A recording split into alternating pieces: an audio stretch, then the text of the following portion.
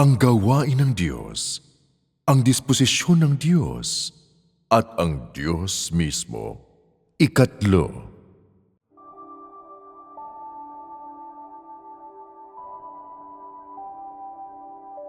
anim.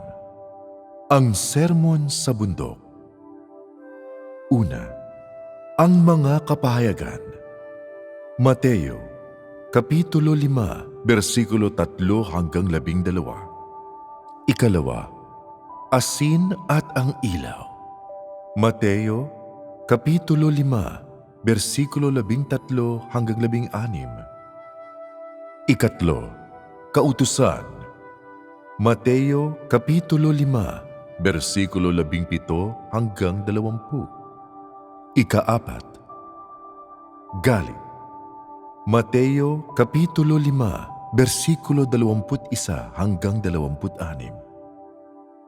Ikalima, pangangalunya. Mateo, Kapitulo 5, versikulo 27 hanggang 30.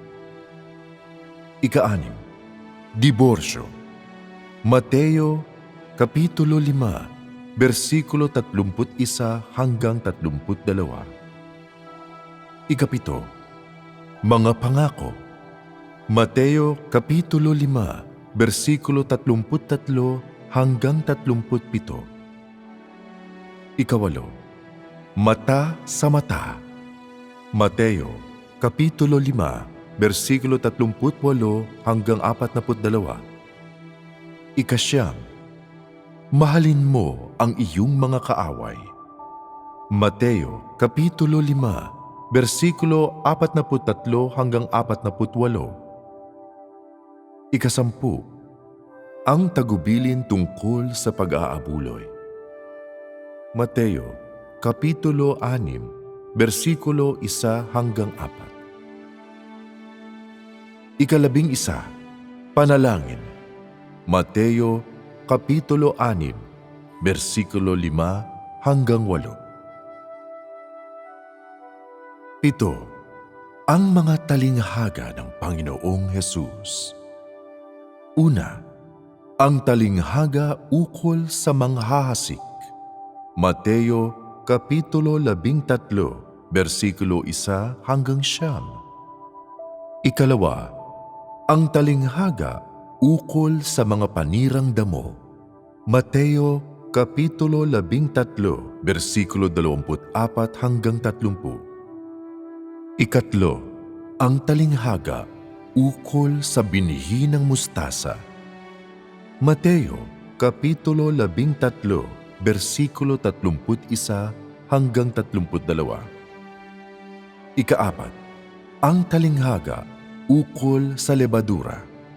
Mateo, Kapitulo 13, versikulo 33. Ikalima, ang talinghaga ukol sa mga panirang damo ipinaliwanag. Mateo, Kapitulo 13, versikulo 36 hanggang 43. Ikaanim, ang talinghaga ukol sa kayamanan. Mateo, Kapitulo 13, versikulo 44. Ikapito, ang talinghaga ukol sa perlas. Mateo, Kapitulo 13, versikulo 45 hanggang 46. Ikawalo, ang talinghaga ukol sa lambat. Mateo, Kapitulo 13, versikulo 47 hanggang 50. Walo, ang mga utos. Mateo, Kapitulo 22, versikulo 37 hanggang 39. At sinabi sa kaniya, iibigin mo ang Panginoon mong Diyos ng buong puso mo, at ng buong kaluluwa mo, at ng buong pag-iisip mo. Ito ang dakila at pangunang utos. At ang pangalawang katulad ay ito, iibigin mo ang iyong kapwa ng gaya ng inyong sarili. Tingnan muna natin ang bawat bahagi ng ang sermon sa bundok. Ano ang kaugnayan ng lahat ng ito? Maaaring masabi ng may katiyakan na ang lahat ng mga ito ay mas mataas, mas konkreto, at mas malapit sa mga buhay ng mga tao kaysa sa mga alituntunin sa kapanahunan ng kautusan. Kung sasabihin sa makabagong mga pananalita, ito ay mas mahalaga kaysa sa mismong pagsasagawa ng mga tao. Basahin natin ang tiyak na nilalaman ng mga sumusunod. Paano mo dapat unawain ang mga banal na kapalaran? Ano ang dapat mong malaman tungkol sa kautusan? Paano dapat bigyan ng kahulugan ang galit? Paano dapat makitungo sa mga mapakiapid? Ano ang binabanggit? Anong uri ng mga patakaran mayroon tungkol sa diborsyo? At sino ang makakakuha ng diborsyo at sino ang hindi makakakuha ng diborsyo? Paano naman ang mga pangako? Mata sa mata. Ibigin mo ang iyong mga kaaway, ang tagubilin ukol sa pag-aabuloy at iba pa. Ang lahat ng mga bagay na ito ay may kinalaman sa bawat aspeto ng kaugalian sa pananampalataya sa Diyos ng mga tao at ng kanilang pagsunod sa Diyos. Ang ilan sa mga pagsasagawang ito ay naaangkop pa rin sa araw na ito. Ngunit ang mga ito ay mas sinauna kaysa sa kasalukuyang mga kinakailangan sa mga tao. Ang mga ito ay maituturing na panimulang mga katotohanan na nasasagupa ng mga tao sa kanilang pananampalataya sa Diyos. Mula sa panahon na nagsimulang gumawa ang Panginoong Hesus, nagsimula na siyang gumawa sa disposisyon sa buhay ng mga tao. Ngunit ito ay batay sa saligan ng mga kautusan. Ang mga patakaran at mga kasabihan sa mga paksang ito ay may kinalaman ba sa katotohanan? Mangyari pa, mayroon.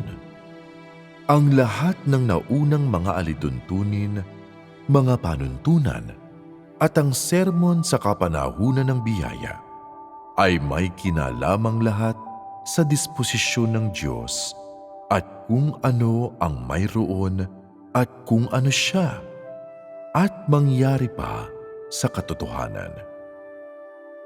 Maging anuman ang ipahayag ng Diyos, sa alinmang paraan niya ito ipahayag o gamit ang anumang uri ng wika, ang saligan nito, ang pinagmulan nito, at ang pasimula nito ay nakabatay lahat sa mga panuntunan ng kanyang disposisyon at kung anong mayroon at kung ano siya. Ito ay walang kamalian.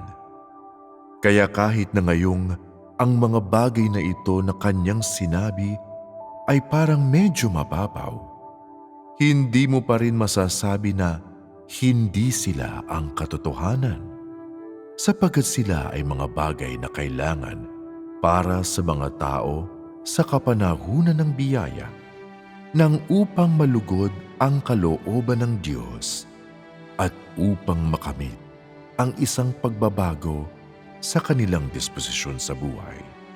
Maaari mo bang sabihin na ang alinman sa mga bagay na ito sa sermon ay hindi nakaugnay sa katotohanan? Hindi mo maaaring sabihin.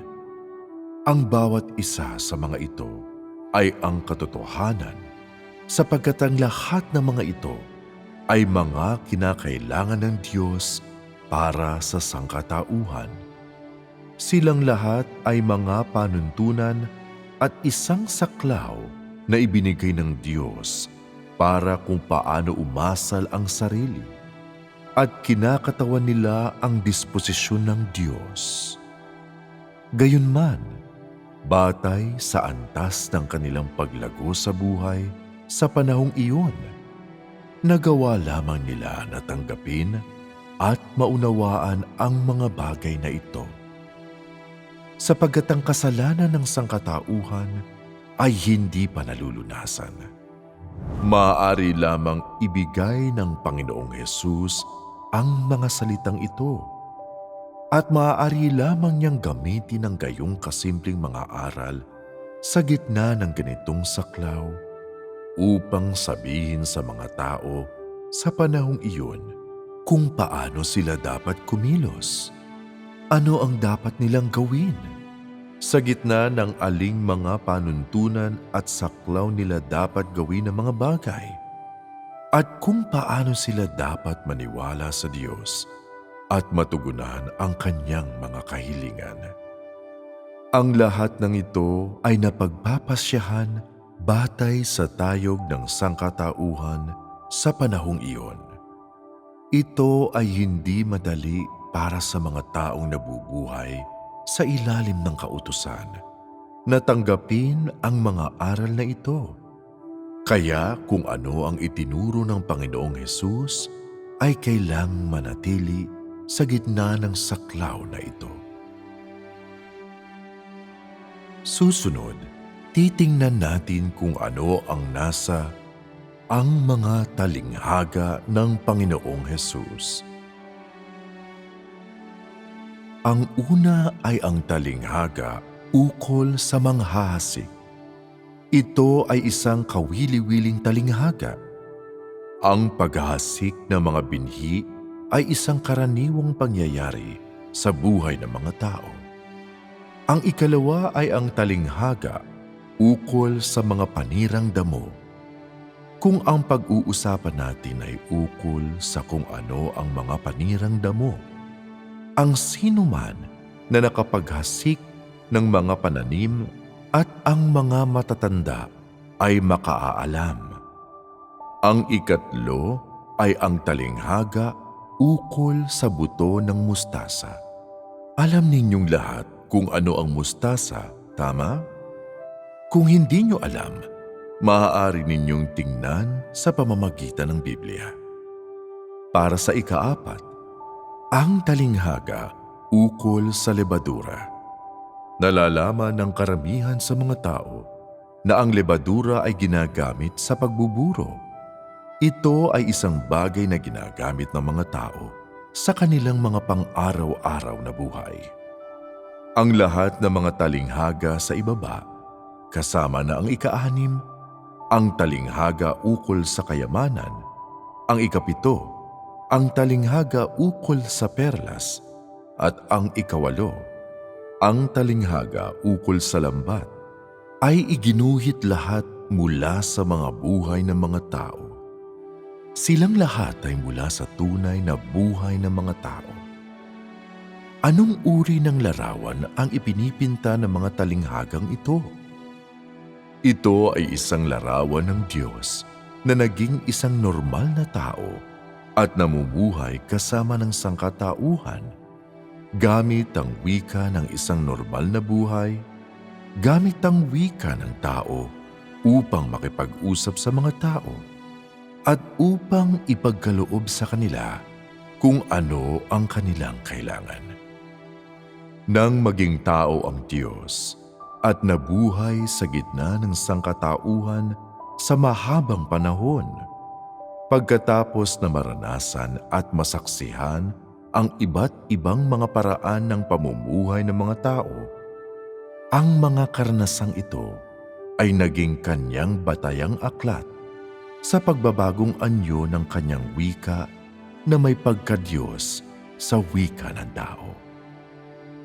Mangyari pa siyempre ang mga bagay na ito na kanyang nakita at narinig sa buhay ay nagpayaman din sa karanasang pantao ng anak ng tao. Kapag gusto niyang maunawaan ng mga tao ang ilang mga katotohanan, ipaunawa sa kanila ang ilan sa mga kalooban ng Diyos, maaari niyang gamitin ang mga talinghaga kagaya ng mga nasa itaas upang sabihin sa mga tao ang tungkol sa kalooban ng Diyos at ang kanyang mga kinakailangan sa mga tao. Ang mga talinghagang ito ay may kaugnayang lahat sa buhay ng mga tao. Walang isa man ang malayo sa mga buhay ng tao.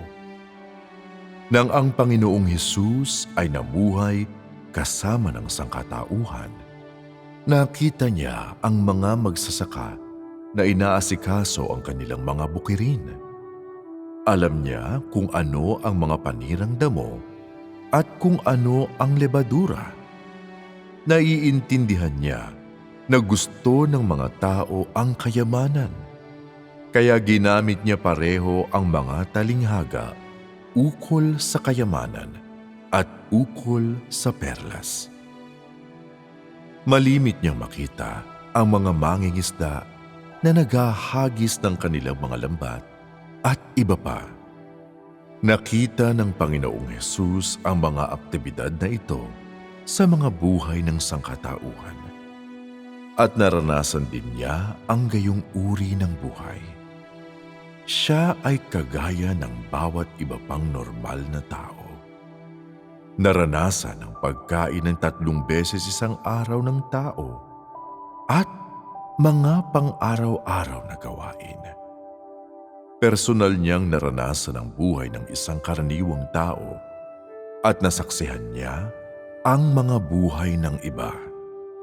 Nang masaksihan niya at personal na maranasan ang lahat ng ito, ang inisip niya ay hindi kung paano magkaroon ng isang magandang buhay o kung paano siya makapamumuhay ng mas malaya, mas may kaginhawaan. Nang maranasan niya ang tunay na buhay ng tao, nakita ng Panginoong Hesus ang paghihirap sa buhay ng mga tao.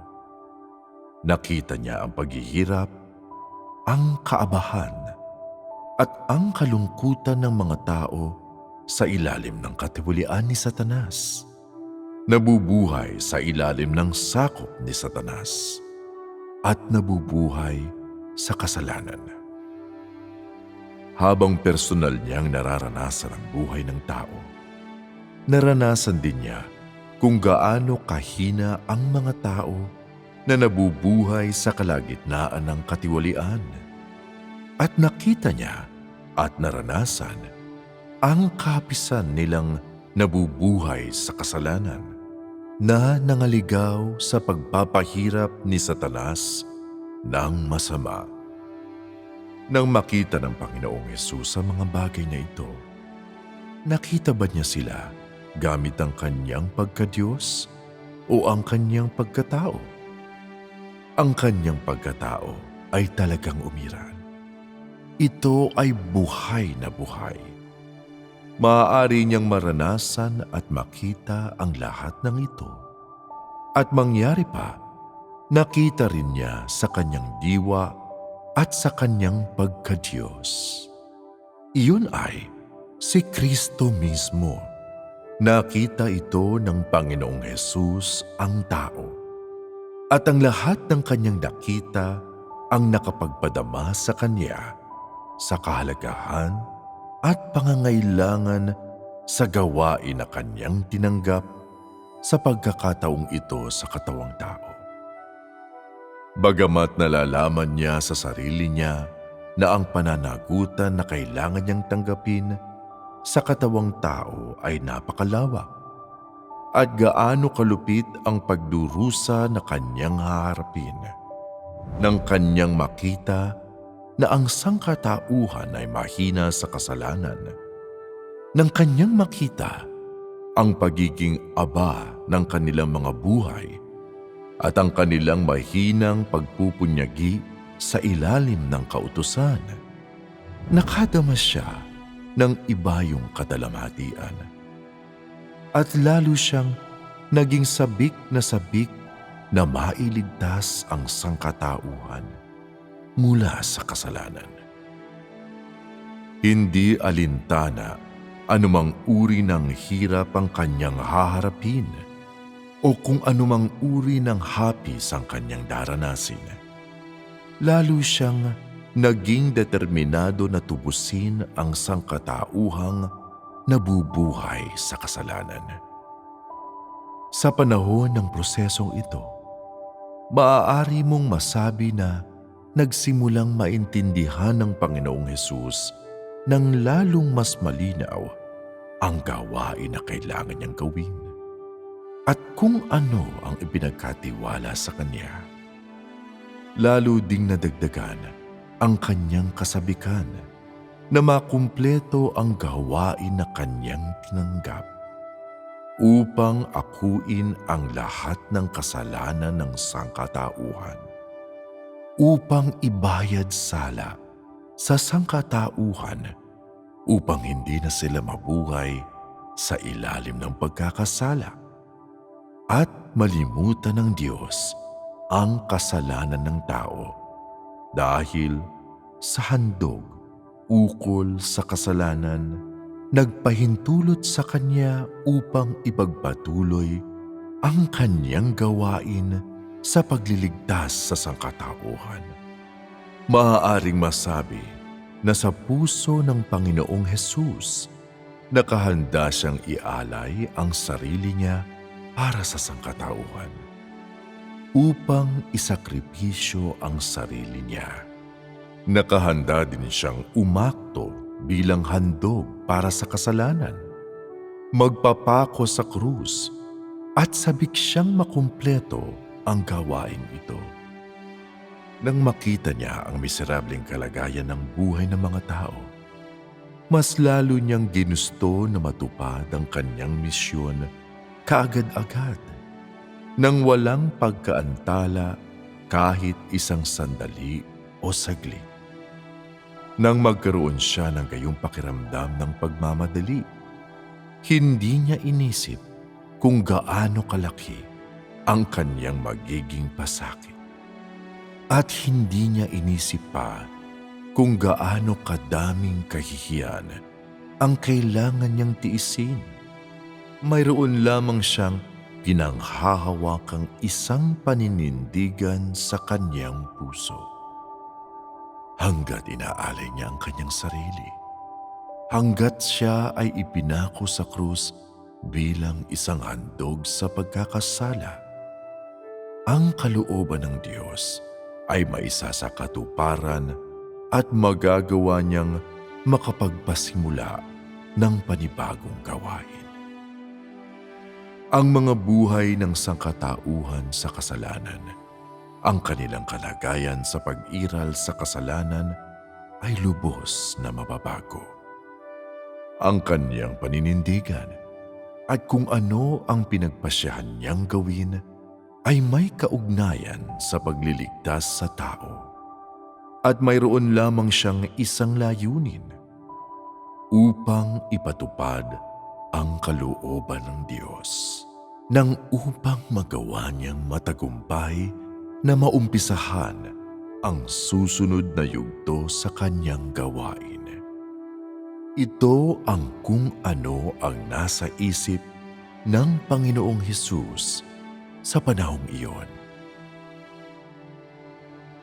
Sa pagkabuhay sa laman, ang Diyos na nagkatawang tao ay nagtataglay ng normal na pagkatao. Taglay niya ang mga damdamin ng isang normal na tao at ang pangangatwiran ng isang normal na tao. Alam niya kung ano ang kaligayahan, kung ano ang pagdurusa, at nang makita niya ang sangkatauhan sa ganitong uri ng buhay, lubos niyang nadama na ang pagbibigay lamang sa mga tao ng ilang mga aral, ang pagkakaloob lamang sa kanila ng isang bagay, o ang pagtuturo sa kanila ng isang bagay ay hindi makapaglalabas sa kanila mula sa kasalanan. Ni ang ipatupad lamang sa kanila ang mga utos ay makatutubos sa kanila mula sa kasalanan.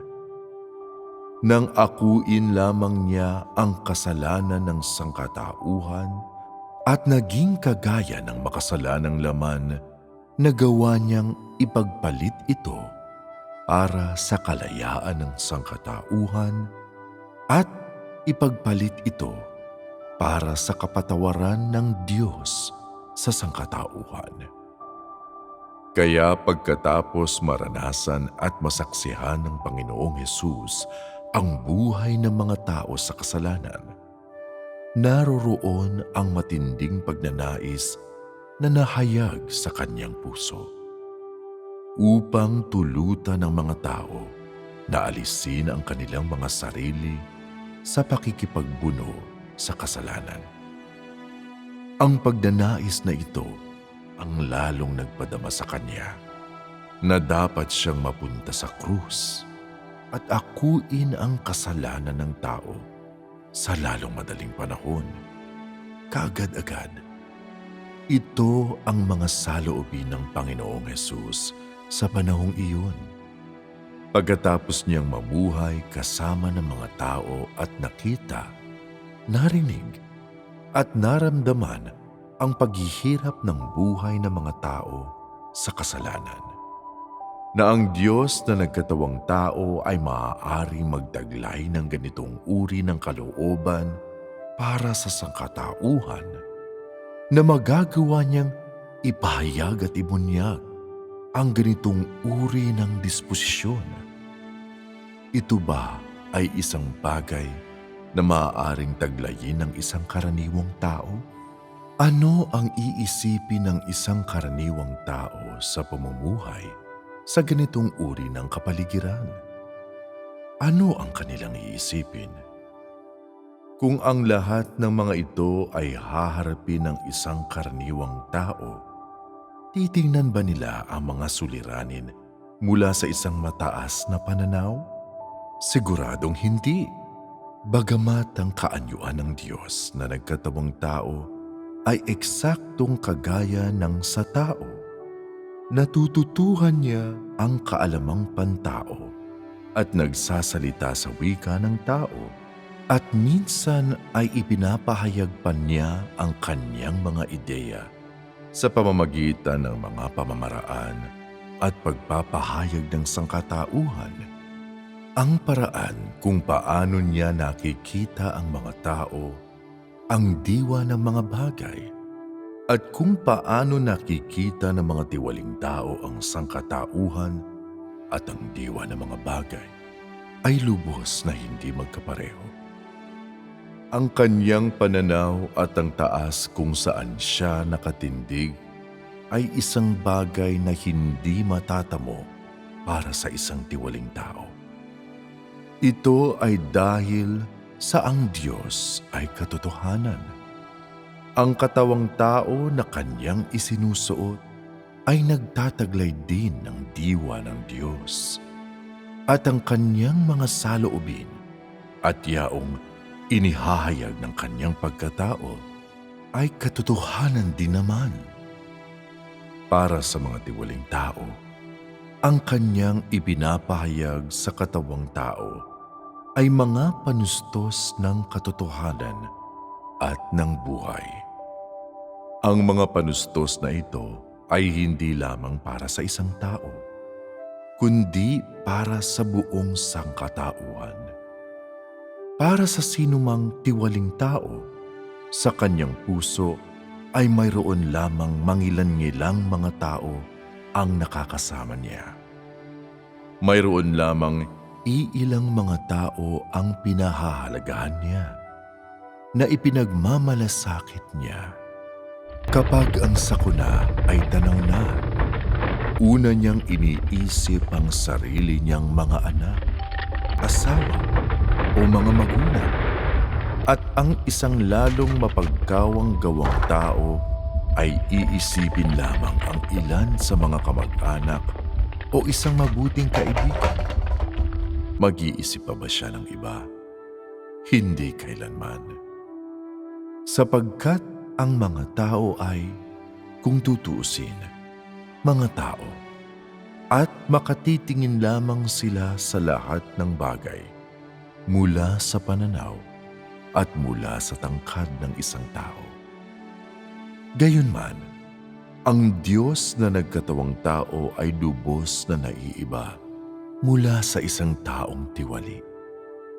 Kahit gaano man siya kaordinaryo, gaano man kanormal, gaano man kababa ang uri ng laman ng Diyos na nagkatawang tao, o kahit pa gaano kababa ang tingin sa Kanya ng mga tao, ang Kanyang mga kaisipan at ang Kanyang saloobin tungo sa sangkatauhan ay mga bagay na hindi matatamo ng sinumang tao at walang sinumang tao ang makagagaya. Palagi niyang babantayan ang sangkatauhan mula sa pananaw ng isang banal, mula sa taas ng kanyang katayuan bilang may lalang. Palagi niyang titingnan ang sangkatauhan sa pamamagitan ng diwa at ng pag-iisip ng Diyos. Tiyak na hindi niya maaaring tingnan ng tao mula sa taas ng isang karaniwang tao at mula sa pananaw ng isang taong tiwali. Kapag tinitingnan ng mga tao ang sangkatauhan, tumitingin sila gamit ang pananaw ng tao. At sila ay gumagamit ng mga bagay gaya ng kaalaman ng tao at mga patakaran ng tao at mga teorya bilang isang panukat. Ito ay sa loob ng saklaw ng kung ano ang nakikita ng mga tao gamit ang kanilang mga mata. Ito ay sa loob ng saklaw na maaaring matamo ng mga taong tiwali. Kapag tinitingnan ng Diyos ang sangkatauhan, tumitingin siya gamit ang isang banal na pananaw at ginagamit niya ang kanyang diwa at kung ano ang mayroon, kung ano siya bilang isang panukat. Nakabibilang sa saklaw na ito ang mga bagay na hindi nakikita ng mga tao. At ito ay kung saan ang Diyos na nagkatawang tao at ang mga taong tiwali ay ganap na magkaiba. Ang pagkakaiba na ito ay pinagpapasyahan ng iba't ibang mga diwa ng tao at ng Diyos. At itong iba't ibang mga diwa na ito ang nagpapasya ng kanilang mga pagkakakilanlan at mga kalagayan, gayon din ang pananaw at taas kung paano nila nakikita ang mga bagay. Nakikita ba ninyo ang pagpapahayag at pagbunyag ng Diyos mismo sa Panginoong Hesus? Maaari ninyong masabi na kung ano ang ginawa at sinabi ng Panginoong Hesus ay may kinalaman sa kanyang ministeryo at sa sariling gawaing pamamahala ng Diyos, na ang lahat ng ito ay pagpapahayag at pagbubunyag ng diwa ng Diyos. Bagamat nagkaroon siya ng pagpapakilala bilang isang tao, ang kanyang banal na diwa at ang pagbubunyag ng kanyang pagkadiyos ay hindi maitatanggi. Ang pagpapakita ba na ito bilang tao ay talagang isang pagpapakita ng pagkatao? Ang kanyang pagpapakita bilang tao ay sa kanyang tunay na diwa ay lubos na kaiba mula sa pantaong pagpapakita ng mga taong tiwali. Ang Panginoong Hesus ay Diyos na nagkatawang tao.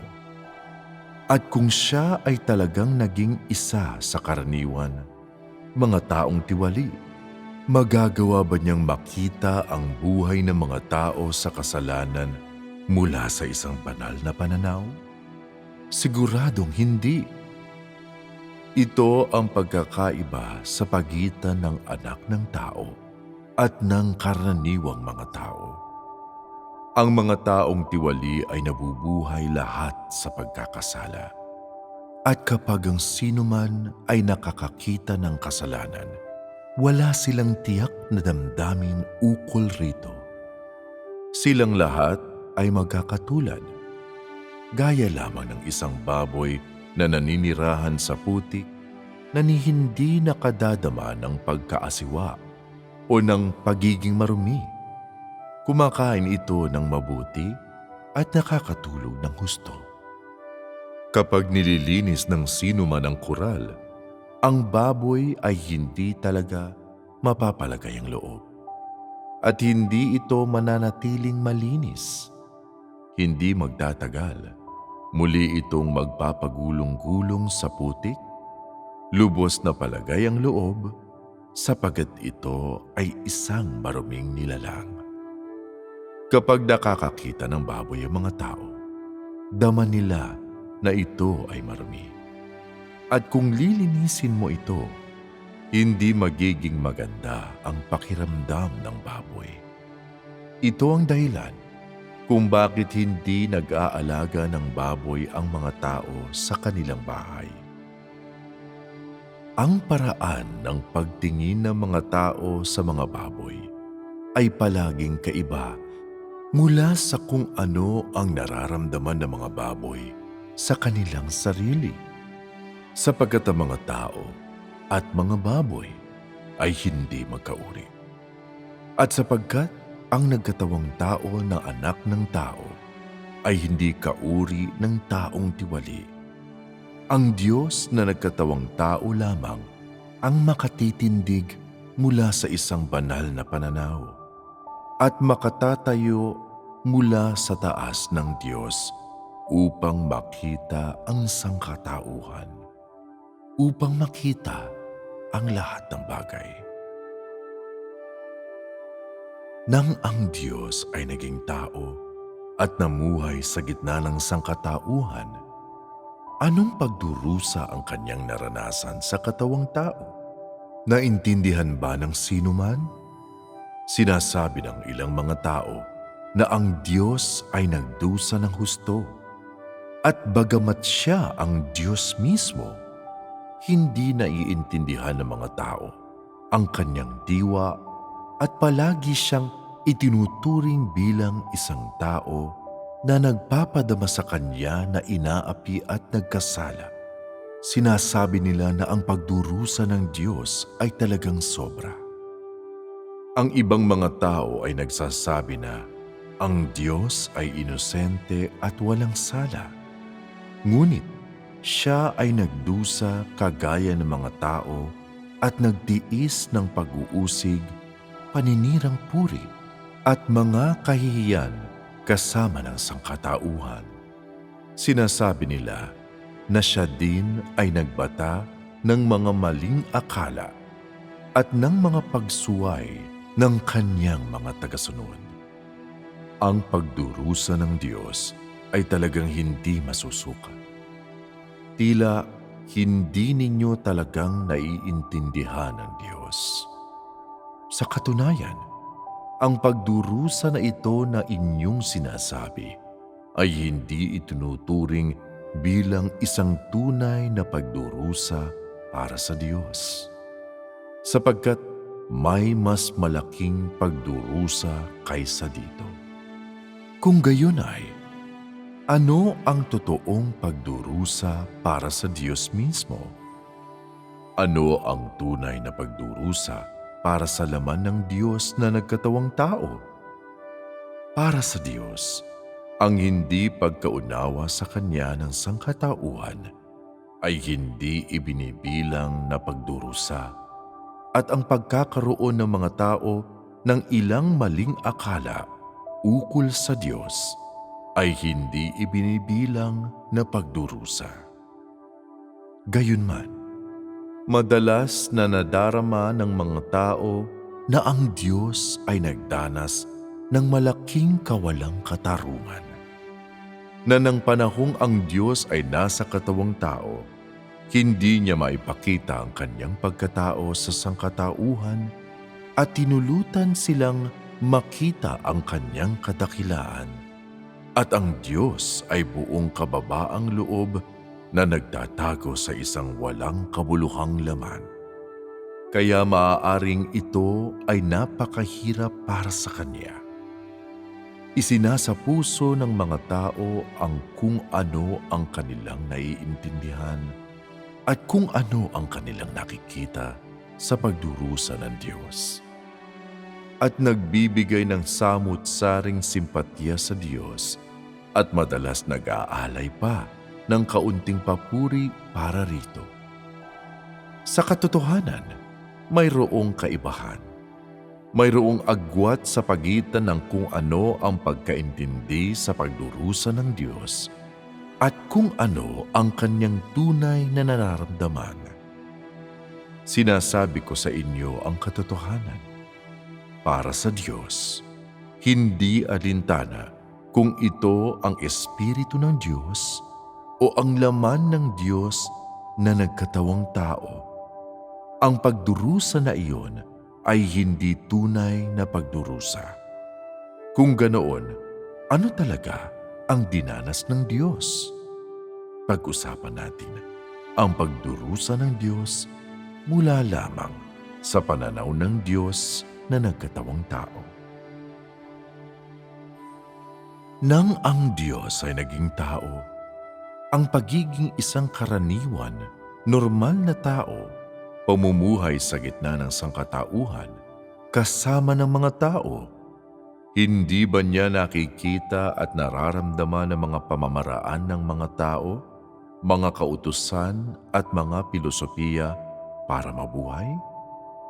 Ano ang nararamdaman niya sa mga pamamaraan at mga kautusan na ito? Nakaramdam ba siya ng pagkamuhi sa kanyang puso? Bakit siya makadarama ng pagkamuhi?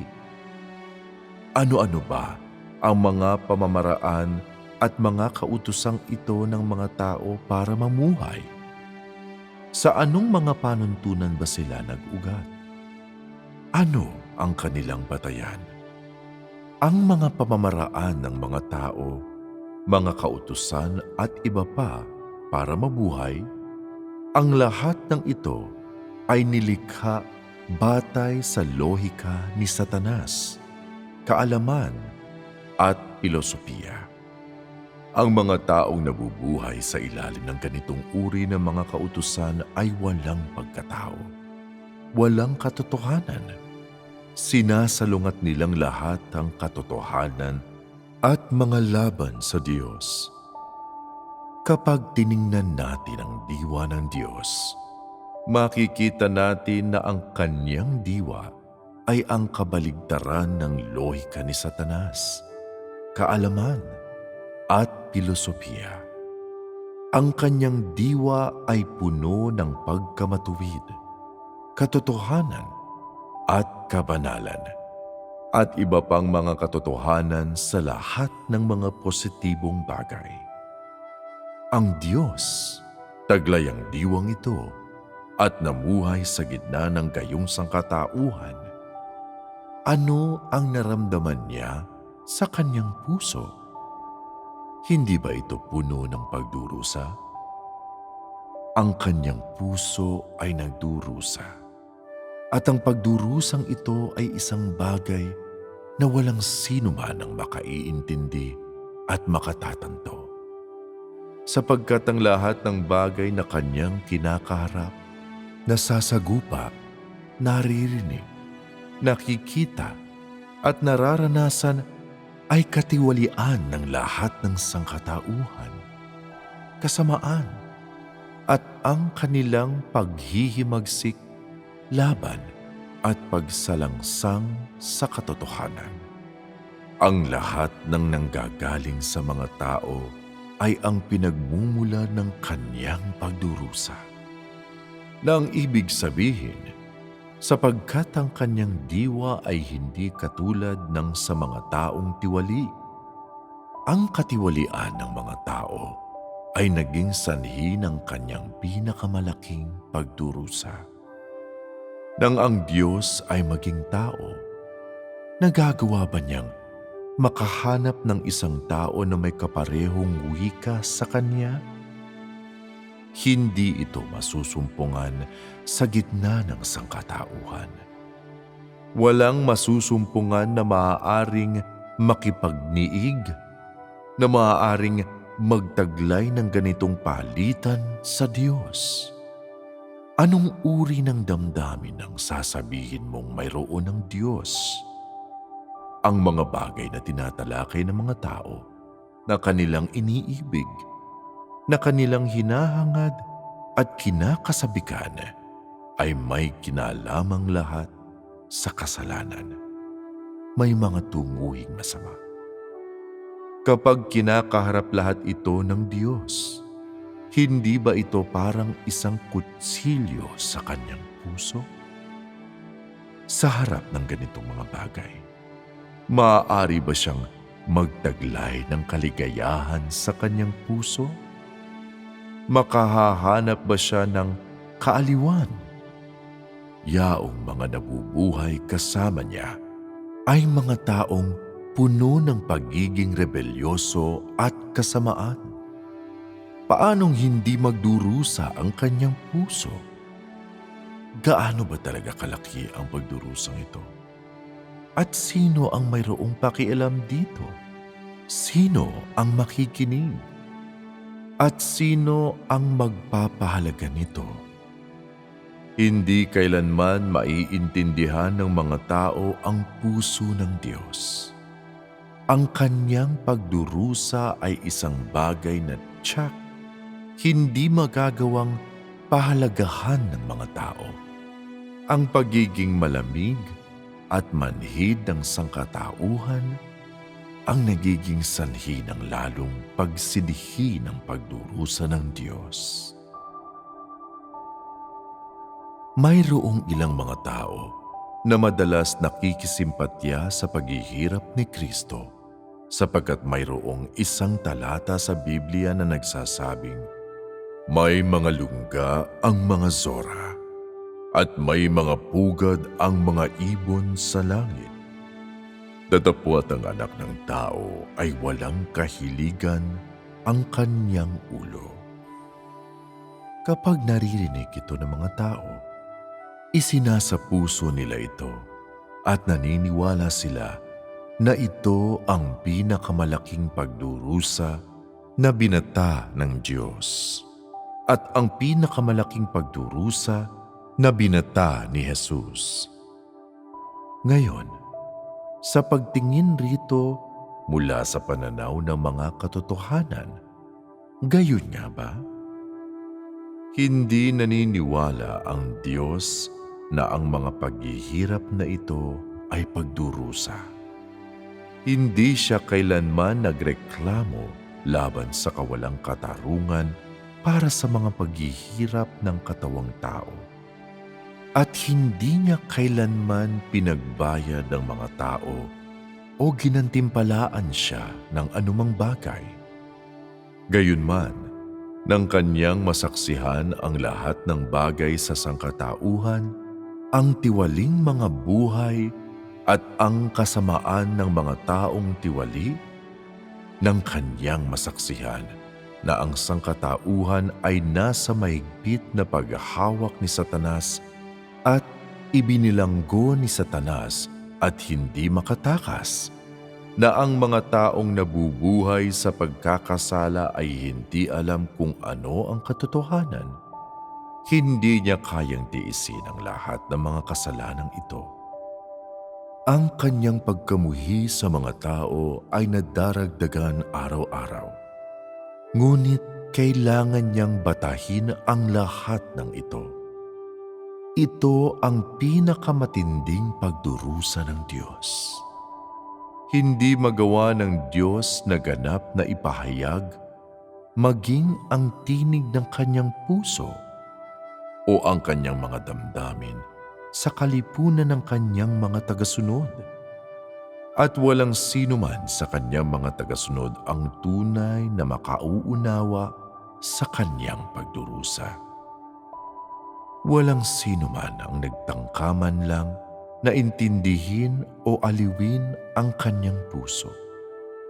Binabata ng kanyang puso ang pagdurusang ito araw-araw, taon-taon, nang paulit-ulit.